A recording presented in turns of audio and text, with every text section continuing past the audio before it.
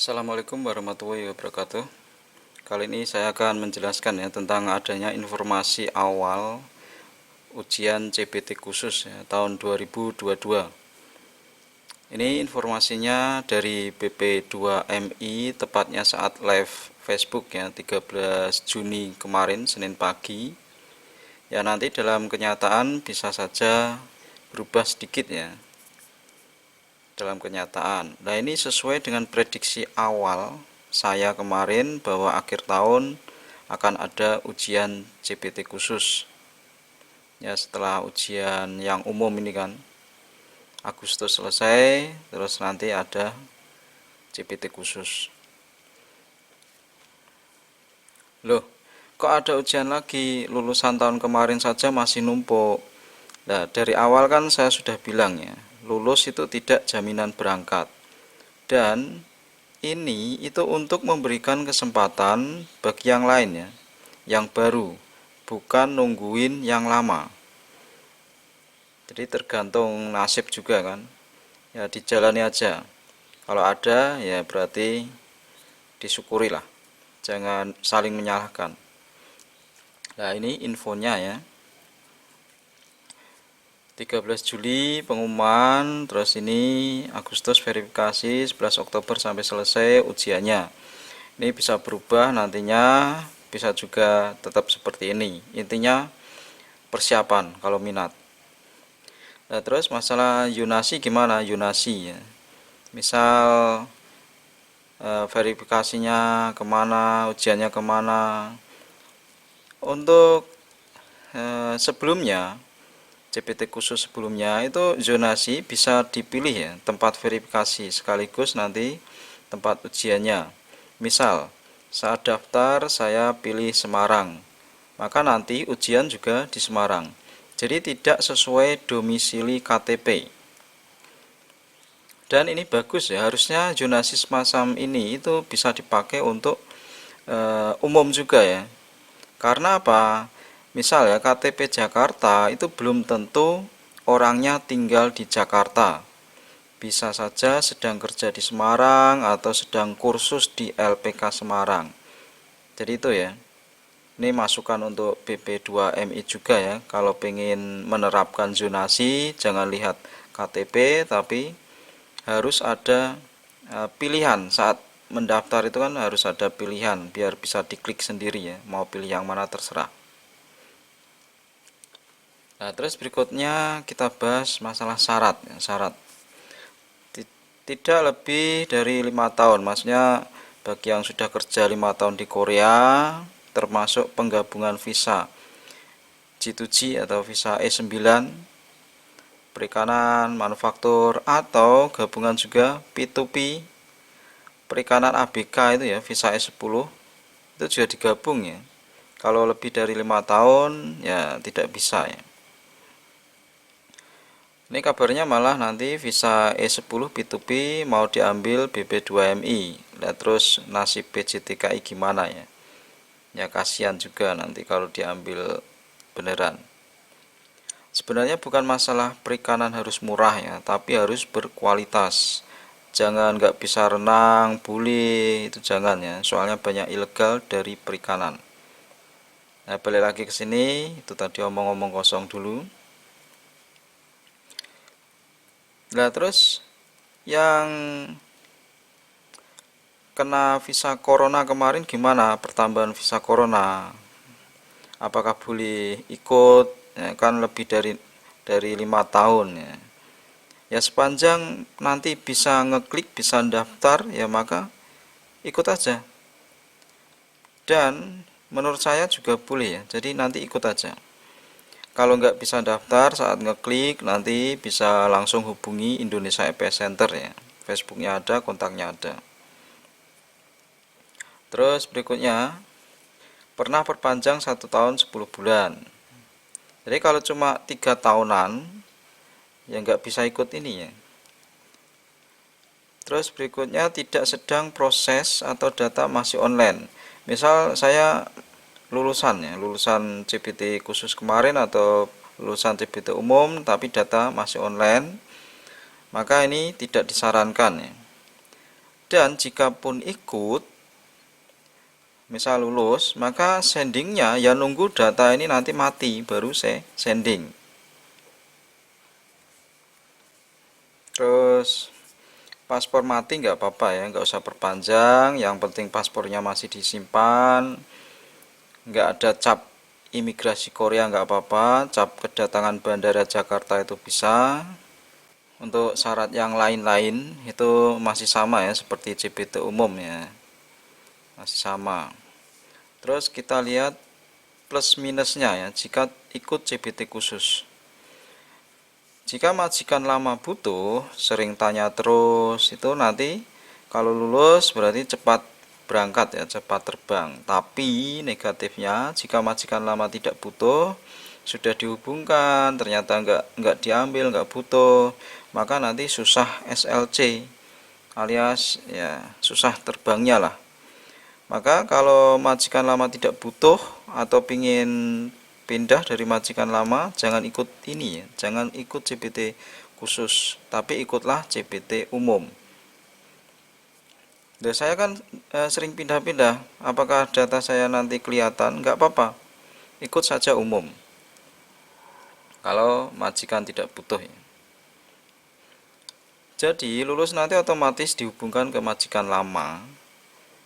Kalau nggak ingin balik lagi ke majikan lama ya jangan ikut CPT khusus tapi ikut umum.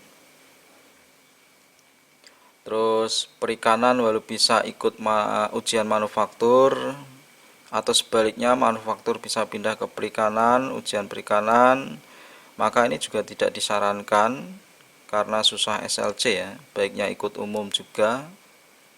Kenapa kok lulusan CPT khusus itu tidak diminati majikan baru? Kemungkinan pertama masa pakai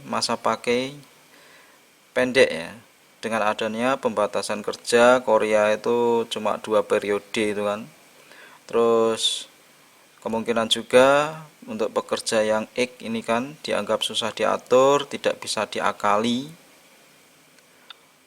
Jadi kalau majikan lama nggak ambil ya jangan ikut yang ini ya. Itu tadi pertimbangannya. Terus berikutnya tidak ada skill test ya. Tidak ada skill test. Terus perikanan tidak butuh BST atau sertifikat perikanan. Nah, minusnya ini manufaktur ada materi khusus yaitu soal penjurusan yang harus dihafalkan juga ya. Terus berikutnya kita bahas standar kelulusannya. Berapa standar kelulusannya biasanya? Biasanya itu kalau ujian setahun sekali kayak gini kan. Baik nanti perikanan atau manufaktur, maka kurang lebih salahnya adalah 8 ya. Nih, perkiraan bisa lah. Terus berikutnya kita bahas materi ujian. Materi ujiannya diambil dari mana? Pertama belajar saja textbook EPS topik ya. Kalau bisa ya yang terbaru keluaran 2015-16 itu yang sudah bahasa Indonesia. Terus soal penjurusan ini juga dipelajari, bebas pilih ya.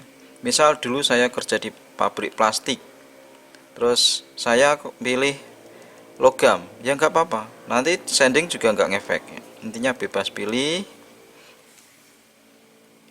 Terus ini soalnya reading 20 soal, 12 umum dan 8 khusus nanti dari penjurusan. Listeningnya 20 soal umum semua. Jadi yang 8 khusus ini misal logam ya. Logam nanti kamu hafalkan 200 soal ya.